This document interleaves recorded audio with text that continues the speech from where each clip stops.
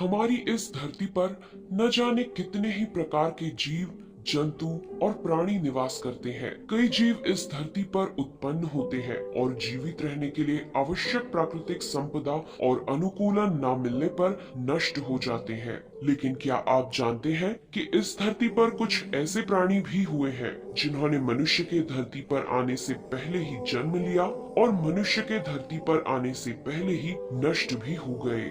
हम बात कर रहे हैं डायनासोर की।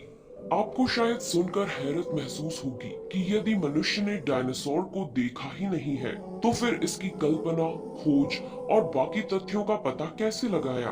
दरअसल वैज्ञानिकों को डायनासोर्स के कुछ अवशेष जैसे उनकी हड्डियां, कंकाल, अंडे, भ्रूण, मल और पंख आदि प्राप्त हुए, जिनके आधार पर संशोधन कर वैज्ञानिकों ने डायनासोर्स के आकार, प्रकार, काया और रूप का अंदाजा लगाया। शोधों से पता चला है कि इन डायनासोर्स ने लगभग 16 करोड़ वर्षों तक धरती पर राज किया। उस समय यह डायनासोर्स पृथ्वी के सबसे विशालकाय जीवों में से प्रमुख थे। डायनासोर्स का हिंदी नाम है भीमसरट, अर्थात भयानक छिपकली। डायनासोर शब्द को सर रिचर्ड ओवेन ने सन 1842 में गढ़ा था, जिसके लिए ग्रीक भाषा के दो शब्द डिनोस और सौरोस का प्रयोग किया गया था।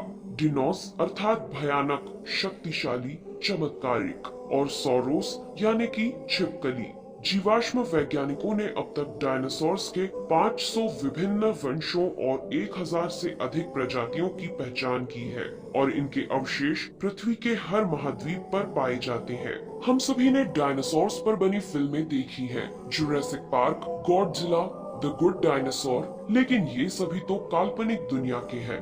असल जिंदगी में तो मानव ने कभी डायनासोर देखा ही नहीं है। तो आखिर कैसे होते थे ये डायनासोर, कहाँ रहते थे, क्या खाते थे?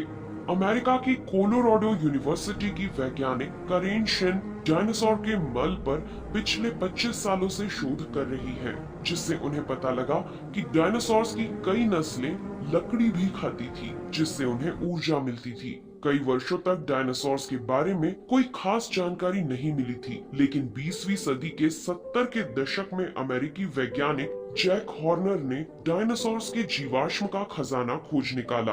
अमेरिकी राज्य मोंटाना में डायनासोर के अंडे, भ्रूण और बच्चों के कंकाल मिले, जिसके बाद वैज्ञानिकों ने इस जगह को एग माउंटेन नाम दिया।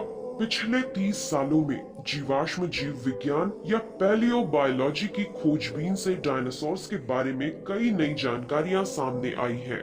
वैज्ञानिकों का मानना है कि कई डायनासोर्स पंख वाले भी थे। हालांकि पंख होने के बावजूद भारी शरीर होने से वे उड़ नहीं पाते थे। तो आखिर फिर ये पंख उनके किस काम के थे? अमेरिकी वैज्ञानिक मैट करानो कहते हैं कि पंखों की मदद से वे शायद एक दूसरे को संदेश देते होंगे या फिर इनका उपयोग वे मादा साथी को लुभाने के लिए करते होंगे। जीवाश्मों से जो सबूत जुटाए गए उनसे यह पता लगाया गया कि समुद्री डायनासोर इक्थियोसौर की चमड़ी गहरे काले रंग की होती होगी। पंख वाले डायनासोर के कंकाल से उसके शरीर पर धारियां होने के संकेत भी मिले। ज्यादातर वैज्ञानिकों का मानना है कि डायनासोर्स की चमड़ी अखरोट के रंग की या गहरे लाल भूरे रंग की रही होगी। अब सवाल ये उठता है कि आखिर इन डायनासोर्स की आवाज कैसी होती होगी, क्योंकि इसका पता तो किसी अवशेष से भी नहीं लगाया जा सकता था।